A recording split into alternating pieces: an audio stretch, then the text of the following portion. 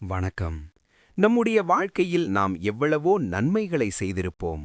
ஆனால் அதே சமயம் நமக்கே தெரியாமல் அல்லது சூழ்நிலை காரணமாக சில தவறுகளையும் பாவங்களையும் செய்திருப்போம். அந்த பாவங்கள் நம் நிம்மதியை குலைக்கிறதா? உங்கள் முன்னேற்றத்தை தடுகிறதா? கவலைப்படாதீர்கள். 18 புராணங்களில் மிக முக்கியமானதாக கருதப்படும் கருட புராணம் நாம் செய்த பாவங்களை கரைத்து தூய்மையான வாழ்வை பெறுவதற்கான எளிய மற்றும் வலிமையான பரிகாரங்களை விளக்கியுள்ளது. இந்த வீடியோவின் இறுதியில் ஒரு முக்கியமான ரகசியத்தை பகிரப் போகிறேன். எனவே ஒரு நொடி கூட தவிர்க்காமல் முழுமையாக பாருங்கள். உங்கள் வாழ்க்கை மாற இதுவே தொடக்கமாக இருக்கலாம். பாவங்களை கரைப்பதற்கான முதல் படியே நாம் தவறு செய்துவிட்டோம் என்பதை மனதார உணர்வதுதான். கருட புராணத்தில் மகாவிஷ்ணு கருடனிடம் கூறுவது என்னவென்றால், ஒரு நபர் தான் செய்த தவறை உணர்ந்து இனி அதை செய்ய மாட்டேன் என்று உறுதியெடுப்பதே பாதி பாவத்தை போக்கிவிடும் என்பதாகும்.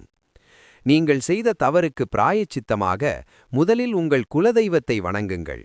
பின்பு பிறர் மனதை நோகடித்திருந்தால் அவர்களிடம் இயலும்போது மன்னிப்புக் கோருவது உங்கள் கர்மவினையின் பாரத்தை குறைக்கும். இப்போது அன்றாட வாழ்வில் நீங்கள் செய்யக்கூடிய 3 முக்கியமான பரிகாரங்களை பார்ப்போம். பசியால் வாடும் உயிர்களுக்கு உணவளிப்பது மிகப்பெரிய பாவ விமோசனம். குறிப்பாக வாயில்லா ஜீவன்களான எறும்புகள், காகங்கள் மற்றும் பசுக்களுக்கு உணவளிப்பதை வழக்கமாக்கிக் கொள்ளுங்கள். கருட புராணத்தின்படி வீட்டில் துளசி செடியை வளர்த்து அதை தொழுது வருபவர்களுக்கு யமபயம் நீங்கும் மற்றும் செய்த பாவங்கள் எரியும். உங்களால் புனித நதிகளுக்குச் செல்ல முடியாவிட்டாலும் பரவாயில்லை.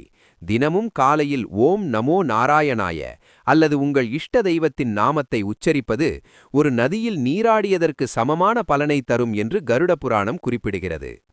நினைவில் கொள்ளுங்கள், புண்ணிய காரியங்கள் செய்வது பாவத்தை குறைக்கும்.